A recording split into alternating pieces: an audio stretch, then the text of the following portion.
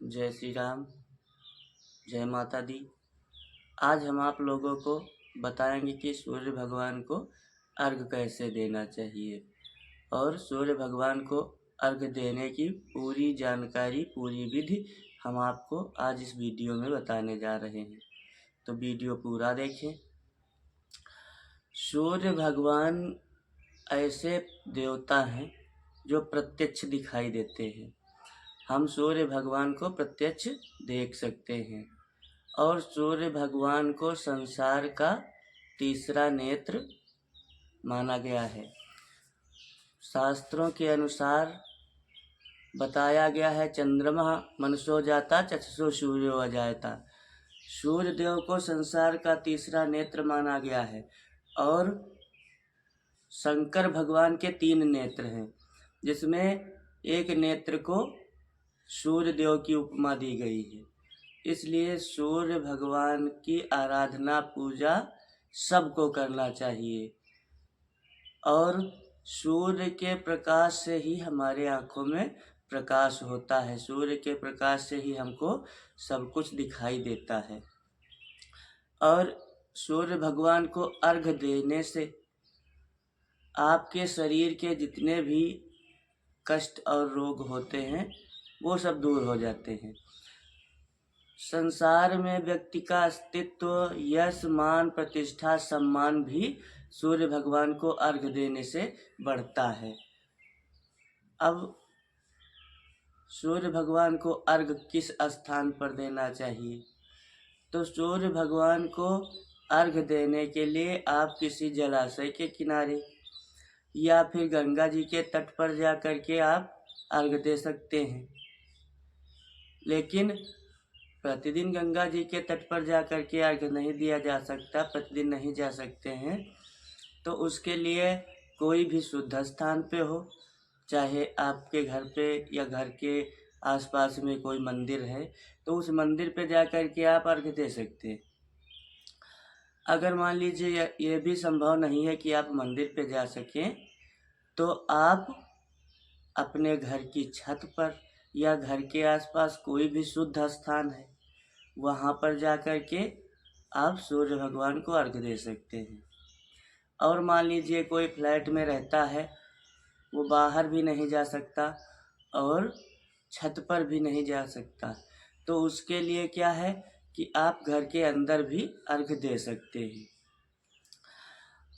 अगर आप बाहर अर्घ दे रहे हैं, घर के बाहर शुद्ध स्थान पर अर्घ दे रहे हैं, तब तो ज़मीन पर आप अर्घ दे सकते हैं, भूमि पर अर्घ दे सकते हैं। अगर घर के अंदर आपको अर्घ देना है तो उसके लिए क्या करना है कि आपके पास तांबे का या कांसे का कोई पात्र हो या कोई भी शुद्ध पात्र हो, उसको सामने रख लेना है और लोटे से अर्घ दे देना है। अगर आप मान लीजिए गंगा जी में हैं और गंगा स्नान करने गए हैं या किसी जलाशय में स्नान करने गए हैं, तो वहाँ पर आपको अर्घ कैसे देना है, ये पूरी जानकारी मैं आपको इस वीडियो में देने जा रहा हूँ। तो अगर आप अर्घ देने के लिए शुद्ध स्थान का चयन कर लें। अब दूसरी बात, आपको अर्घ देने के लिए किस मुद्रा में अर्घ देना चाहिए, तो आप पहले जान लीजिए कि इसकी भी एक मुद्रा होती है। आप जब अर्घ देंगे तो आपके हाथों में 5-5 उंगलियां हैं, जिसमें ये अंगूठा और ये तर्जनी। जब आप अर्घ देते हैं, मान लीजिए आप गंगा जी में अर्घ देने के लिए गए हैं तो अंजलि से अर्घ देते हैं, और अब अंजलि से जब अर्घ दे रहे हैं आप, तो आपकी ये तर्जनी उंगली और ये अंगूठा एक दूसरे में स्पर्श नहीं होना चाहिए। इस तरह से आपका अंगूठा और तर्जनी स्पर्श नहीं होना चाहिए। आपको जब आप अर्घ दे रहे हैं तो आपका ये अंगूठा तर्जनी से अलग होना चाहिए। इस तरह से आप अंगूठे को अलग करके सूर्य भगवान को अर्घ दे सकते हैं। अगर आप घर पर लोटे से अर्घ दे रहे हैं तो आपके पास एक तांबे का या कांसे का लोटा होना चाहिए। सूर्य भगवान को तांबे का अर्घ बहुत प्रिय है, इसलिए ताम्रपात्र में तांबे के लोटे से सूर्य भगवान को अर्घ देना चाहिए। और जब आप अर्घ दे रहे हो तो आपको खड़े कैसे होना चाहिए? आप अर्घ देते समय सीधे खड़े हो करके और थोड़ा सा आगे की ओर झुक करके नम्र भाव से सूर्य भगवान को अर्घ देना चाहिए। और आपके दाहिने पैर की एड़ी जमीन से थोड़ा उठी हुई होना चाहिए।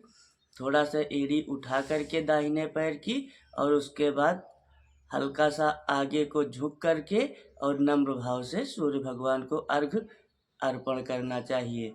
गायत्री मंत्र बोलते हुए अर्घ दे सकते हैं आप, या ओम घृण सूर्याय नमः मंत्र का जप करते हुए, मंत्र बोलते हुए आप अर्घ दे सकते हैं।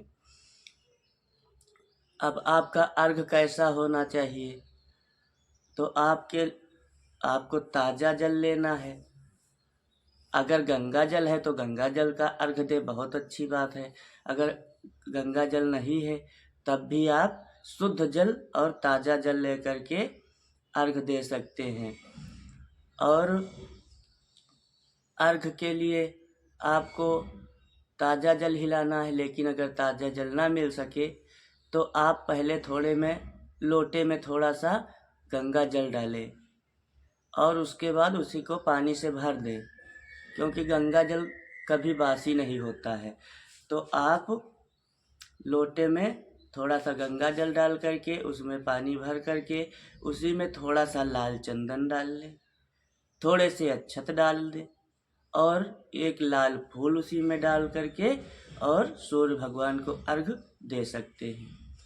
अगर आप घर के अंदर अर्घ दे रहे हैं तो आपको कोई तांबे का या किसी प्रकार का शुद्ध पात्र रख लेना है और रख करके उसी में लोटे से अर्घ दे देना है।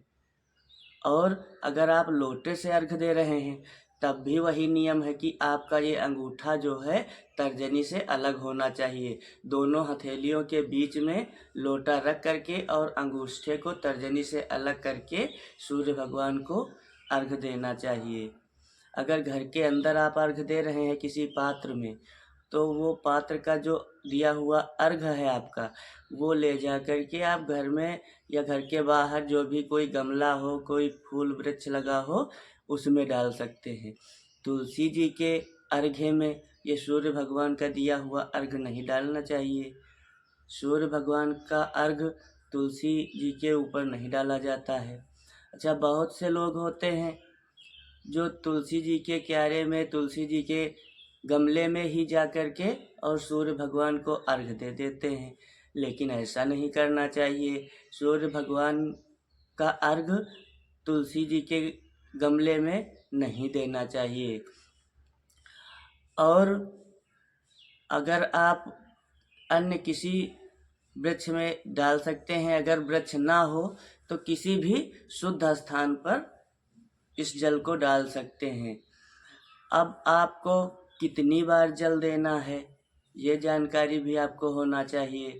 तो आपको 3 बार सूर्य भगवान को अर्घ देना है।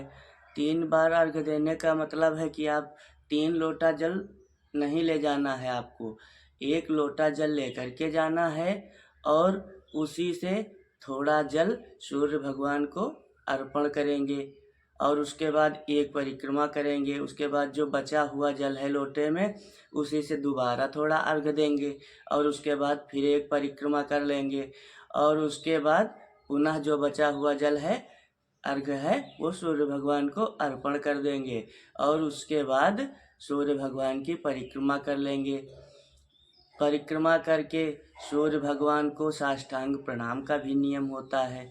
तो अगर आप साष्टांग प्रणाम कर सकते हैं तो करें, नहीं कर सकते हैं तो झुक करके नम्र भाव से सूर्य भगवान को प्रणाम करना चाहिए और सूर्य भगवान की 3 या 7 परिक्रमा करना चाहिए।